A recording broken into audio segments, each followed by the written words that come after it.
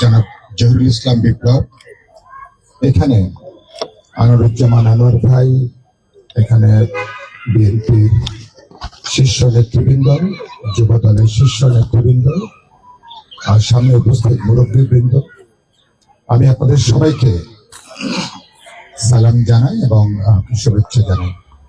আমি শুরুতেই বেগম খালেদা জিয়া, যিনি গত 30 তারিখে যিনি আমাদেরকে ছেড়ে গেছেন, যিনি শেষ নিঃশ্বাস ত্যাগ করেছেন, আমি তার সংগ্রামী জীবনের প্রতি আমার গভীর শ্রদ্ধা এবং সম্মান জ্ঞাপন করি।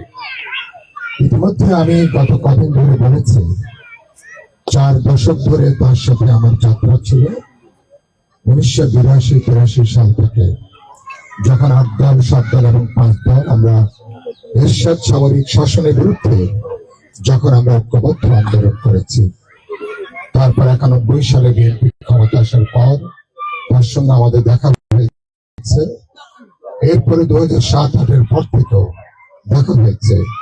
তিনি যখন অসুস্থ অবস্থায় এভার কেয়ার হাসপাতালে, তখনও তার সাথে আমাদের ওই মাইকটা দেওয়া যেত, দেখেন তো ওই মাইক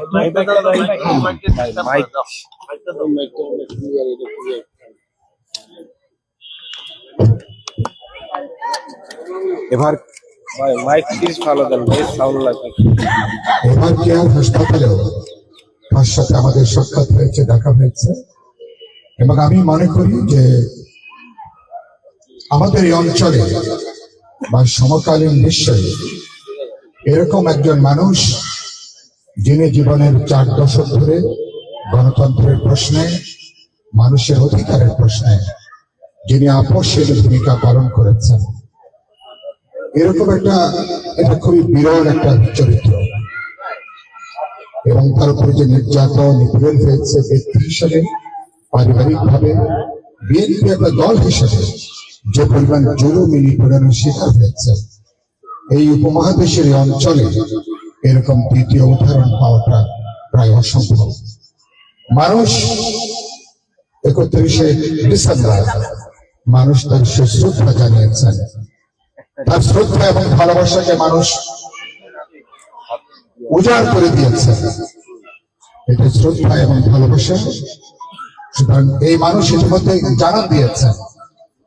তো সুতরাং তার উত্তরাধিকার আমি আশা করি এখন বিএনপি জনাব তারেক রহমানের নেতৃত্বে বেগম খালেদা জিয়ার যে রাজনৈতিক উত্তরাধিকার, সাংগঠনিক উত্তরাধিকার, সেটা বিএনপি এগিয়ে দেবে। আমরা আপনাদের সাথে দীর্ঘ পথ চলা, বিশেষ করে 18 সালের পর থেকে আমরা যখন যুগপথ আন্দোলন শুরু করি, তারপর থেকে আপনাদের সঙ্গে দীর্ঘ পথ চলা। আমরা 31 দফা আমরা ঐক্যবদ্ধভাবে 31 দফা প্রণয়ন করেছি। ফলে সেই এবং আপনাদের সাথে যে যাত্রাটা আমরা শুরু করেছি, রাষ্ট্র, সরকার, গোটা ব্যবস্থার একটা পরিবর্তন, গণতন্ত্র রূপান্তর, তার একটা সংস্কার, এটাকে আমরা সম্পূর্ণ করতে চাই।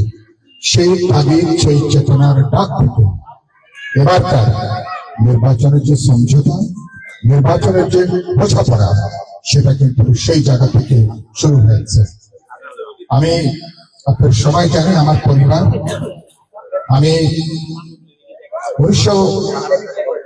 1969 সালে গণঅভ্যুত্থান থেকে এই 2024 সাল বাংলাদেশে যদি জীবিত এখন 5 জন বা 10 জন মানুষ থাকে, যারা প্রত্যেকটা গণঅভ্যুত্থানে, গণতান্ত্রিক আন্দোলনে, মুক্তিযুদ্ধে কখনো কর্মী, সংগঠক, কখনো নেতৃত্বদায়ী ভূমিকা পালন করেছেন, আমি তার মধ্যে একজন বিরল সৌভাগ্যবান ব্যক্তি হব। তো সেই জায়গা থেকে আমি আপনাদের সাথে এই যাত্রাটা হলো দেশের ডাকের জন্য।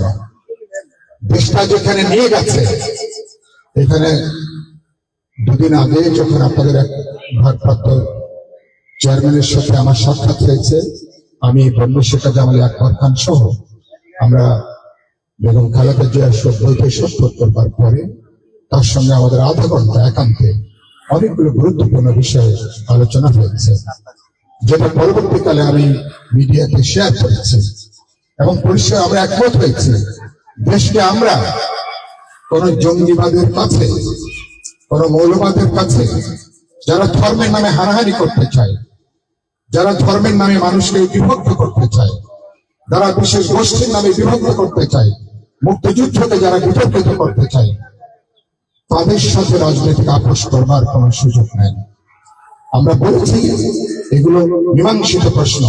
মীমাংসিত প্রশ্নকে যারা আজকে ব্যক্তিগত, গোষ্ঠীগত, দলীয় কারণে যারা আজকে আমাদেরকে বিভক্ত, বিভাজন করতে চায়, আমরা ইতিমধ্যে অনেক সম্ভাবনা নষ্ট করেছি। তারেক রহমানের সাথে আমরা একমত হয়েছি, নতুন কোন বিভাজন, নতুন কোন অনৈক্য নিয়ে একটা দেশ কিন্তু দীর্ঘদিন এভাবে চলতে পারে না। বাংলাদেশকে অনেকে অকার্যকর রাষ্ট্র দেখতে চায় আফ্রিকার ব্যর্থ রাষ্ট্রগুলোর জন্য। সেই জায়গা থেকে আমরা বলেছি, তিনি আলোচনার ফাঁকে জিজ্ঞেস করছিলেন, ভাইজান ঢাকা 12 আসনের কি পরিস্থিতি?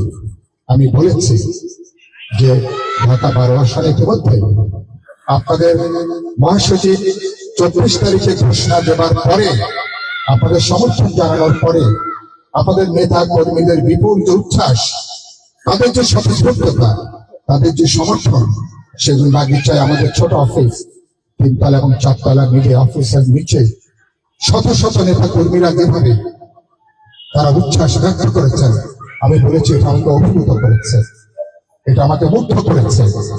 এবং তিনি একই সাথে যেটা বললেন, এটা আমাদের জন্য বিশেষ একটা আসন, এটা বাংলাদেশের 300 আসনের মধ্যে ঢাকা 12 একটা গুরুত্বপূর্ণ, বলতে পারেন প্রাইম একটা সিট, অর্থনীতি, রাজনীতি, জাতীয় সংসদ ভবন। এবং আমি আপনাদের উদ্দেশ্য বলি, এখানে শহীদ প্রেসিডেন্ট জিয়াউর রহমানের কবর, একই সাথে বেগম খালেদা জিয়া, তিনি এখানে পাশাপাশি তিনি শায়িত হয়েছেন। সুতরাং এই আসন নিয়ে কোন ধরনের ঝুঁকি নেবার কোন সুযোগ নেই, এই আসন নিয়ে কোন নয় ছয় করবার কারো কোনো সুযোগ নেই, এই আসন নিয়ে কোন বিভক্তি বিভাজনের মধ্যে, এই আসন নিয়ে অনিশ্চয়তায় থাকার কোন সুযোগ নেই। তিনি বলেছিলেন, আমার দলের উপর থেকে নিচ পর্যন্ত নেতা কর্মী ঐক্যবদ্ধ, তারা আপনার জন্য এই আসনে বিএনপির মার্কা হবে কোদাল মার্কা। এবং বলে আমরা ঢাকাতে অন্যান্য মার্কা ধানের শীষ যেমন আছে, কিন্তু ঢাকা 12তে কোদাল মার্কা সভ্যতার প্রতি এখানে আলোচনা হয়েছে। এবং নিশ্চয় মনে আছে, শহীদ প্রেসিডেন্ট জিয়াউর রহমান তিনি কিন্তু কোদাল হাতে নিয়ে প্রথম তিনি কিন্তু খাল কাটা বিপ্লব তিনি শুরু করেছিলেন, মনে আছে আপনাদের? তো সেই কোদালটা আবার বিপ্লবী ওয়ার্কার্স পার্টি হাতে নেবে, আমরা সেই বিপ্লবী ওয়ার্কার্স পার্টি, সেই মার্কাটা আমরা আবার নিয়েছি। আমি যেটা বলে শেষ করব, আমি এখানে বিএনপির সকল স্তরের নেতা কর্মীরা যারা আছেন, সবাই আমার ভাই, সবাইকে নিয়ে আমি এগিয়ে যেতে চাই। এবং আমি সবাইকে, আমি বলেছি ইতিমধ্যে অনেকগুলো অনুষ্ঠানে, আমি চাই আপনারা আমাকে কবুল করে নেবেন, আজকে থেকে আমাদেরকে আপনাদের পরিবারের সদস্য বানাবেন, আপনারাও আমাদের পরিবারের সদস্য আপনাদের হবেন। আমরা যে যাত্রাটা শুরু করেছি একটা নির্দিষ্ট পর্যায় পর্যন্ত, আমরা সেই যাত্রাটাকে আমরা সম্পন্ন করতে চাই। ফলে এখানে কোদাল মার্কা, বাস্তবে খালেদা জিয়া তখন জীবিত ছিলেন যখন এই ব্যাপারে সিদ্ধান্ত হয়েছে। সুতরাং তার চেয়ারপারসন তারেক রহমান, সমগ্র বিএনপি, যার সাথে আমাদের দীর্ঘ পথ চলা, এবং আশা করি এটাকে শেষ পর্যন্ত আগামী 12 তারিখ জাতীয় নির্বাচনের মধ্যে দিয়ে মানুষ সচেতন ভাবে মানুষ সেবা করবে। এই 12 আসন নাগরিক সেবাগুলো বিপর্যস্ত, নাগরিক সেবা দরকার, সন্ত্রাস, চাঁদাবাজি, মাদক এবং এখানে জবরদস্তি, এখানে মানুষের প্রাণ ওষ্ঠাগত, এবং উপর থেকে নিচ পর্যন্ত মানুষ এখানে ভয় আতঙ্কের মধ্যে থাকে, মানুষ ব্যবসা করতে পারে না, ছোট ছোট উদ্যোক্তারা তারা নিরাপত্তাহীন থাকেন, জানমালের নিরাপত্তা নিশ্চিত করা দরকার। হাতের চুল এখানে থাকে, এটা মিডিয়া হাব, শিল্পের হাব, অনেকগুলো বিশ্ববিদ্যালয়। সুতরাং এটা মডেল নির্বাচনী অঞ্চল হিসেবে ঢাকার এই প্রাণকেন্দ্রকে ঐক্যবদ্ধ ভাবে এটাকে আমরা গড়ে তুলব। আমি যেটা বলে শেষ করব, আমাদের গাইবান্ধার একজন ভালো স্লোগান দিয়েছেন যে ধানের শীষের পক্ষ নিন, কোদাল মার্কায় ভোট দিন। আজকে আমরা ভোট চাওয়ার মিটিং না, কিন্তু কথাটা আপনাদেরকে মনে করিয়ে দিলাম। 18 সালে একবার আমাদের মার্কা নিয়ে এখানে একজন প্রার্থী তিনি অংশ নিয়েছিলেন কোদাল মার্কা নিয়ে। যেটা বলে শেষ করব, আপনাদের সাথে আমাদের দেখা হবে। একটা কথা বলতে চাই, আমি আজকে দেখলাম কয়েকটা রাজনৈতিক দল বলছেন আগামী জাতীয় নির্বাচনকে তারা বিতর্কিত করবার তারা চেষ্টা তারা করছেন। আমি একটু আগে এখানে দুপুরে আমি আজকে এখানে খেয়েছি, আমি অনলাইনে দেখছিলাম তারা বলার চেষ্টা করছেন প্রশাসন নাকি একটা বিশেষ দলের কথাই নাকি এখন চলছে। তার মানে নির্বাচনের আগেই নির্বাচনকে বিতর্কিত করবার একটা পাঁয়তারা আমি কিন্তু লক্ষ্য করেছি। আমি পরিষ্কার করে বলতে চাই প্রশাসন নিশ্চয় নিরপেক্ষ ভূমিকা পালন করবেন, কোন সন্ত্রাস মাফিয়ার কাছে প্রশাসন আত্মসমর্পণ করবে না, এটা সত্য। কিন্তু একই সাথে দলীয় কারণের জন্য আগামী নির্বাচনের ভরাডুবি জেনে আগেই যারা নির্বাচনকে প্রশ্নবিদ্ধ করতে চান তাদের উদ্দেশ্য সম্পর্কে সতর্ক থাকা দরকার। আমি কি কথা বোঝাতে পেরেছি? সুতরাং এ ব্যাপারে সতর্ক থাকতে হবে, নিজের ঐক্য গড়ে তুলতে হবে। নিজের অনৈক্যের জন্য কোন প্রতিপক্ষকে কোনো সুযোগ দেওয়া যাবে না। আমরা কি একমত এ ব্যাপারে? সুতরাং আমরা উপর থেকে নিচ পর্যন্ত আমি ভাই ভাইয়ের মতো চলতে চাই।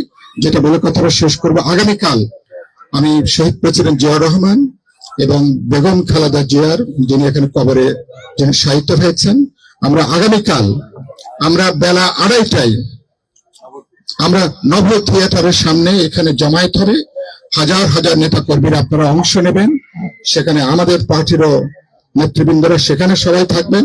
সেখান থেকে আমরা একসাথে করে আমরা দুজন এই ব্যক্তি যারা ওখানে কবরে শুয়ে আছেন তাদের স্মৃতির প্রতি শ্রদ্ধা জানাবো, তাদের রুহের মাগফিরাত কামনা করব, তাদের প্রতি আমরা সর্বোচ্চ শ্রদ্ধা আমরা জ্ঞাপন করব। আগামীকাল 2:30টায় নব থিয়েটারের সামনে আমি সবাইকে, আনোয়ার ভাই এটা বলতেন, আমরা সবাইকে সেখানে আসতে বলছি।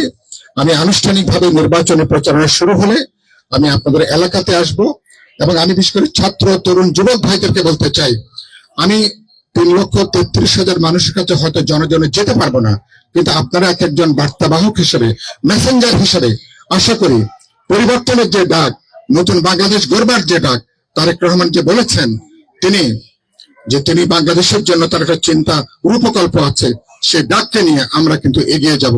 এ কথা বলে আপনাদেরকে সালাম, শুভেচ্ছা এবং অভিনন্দন জানিয়ে আমি আমার বক্তব্য এখানে শেষ করছি। এরপরে একটু দোয়া হবে। আমি আরেকবার আপনাদের সালাম জানাই বক্তব্য শেষ করছি। আসসালামু আলাইকুম।